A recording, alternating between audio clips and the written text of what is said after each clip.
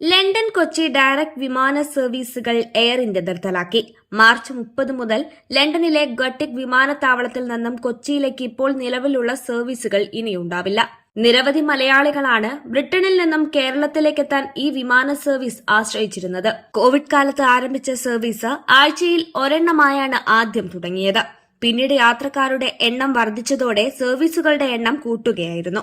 March 30 ശേഷം ഈ റൂട്ടിൽ ബുക്കിംഗ് എടുക്കുന്നില്ല. നേരത്തെ ഈ സർവീസുകളിൽ ടിക്കറ്റ് ബുക്ക് ചെയ്തവർക്ക് മറ്റു വഴികളിലൂടെ യാത്ര ഒരുക്കാമെന്നും ഉറപ്പു നൽകുകയും ചെയ്തിട്ടുണ്ട്. ഇത് സ്വീകാര്യതയില്ലാത്തവർക്ക് ടിക്കറ്റ് ചാർജ് തിരികെ നൽകുമെന്നും അധികൃതർ അറിയിച്ചു. 2 ദിവസം മുൻപാണ് ട്രാവൽ ഏജൻസികൾക്ക് സർവീസുകൾ നിർത്തലാക്കിയുള്ള അറിയിപ്പ് ലഭിച്ചത്. വിമാനത്തിന്റെ അഭാവമാണ് സർവീസ് നിർത്തലാക്കാൻ കാരണമെന്നാണ് എയർ ഇന്ത്യയുടെ വാദം.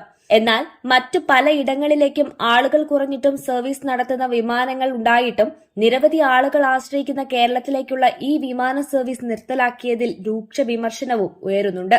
അത്യന്തം ശോചനീയാവസ്ഥയിലുള്ള ടോയ്ലറ്റും പ്രവർത്തിക്കാത്ത മോണിറ്ററും ഒക്കെ ആയിരുന്നെങ്കിലും ഒറ്റ പറക്കലിന് നാട്ടിലെത്താമെന്ന കാരണത്താൽ എയർ ഇന്ത്യ ഡയറക്ട് ഫ്ലൈറ്റുകൾ ജനപ്രീതി നേടിയിരുന്നു. കൂടുതലായും പ്രായമായവരാണ് എയർ ഇന്ത്യ ആശ്രയിച്ചിരുന്നത്.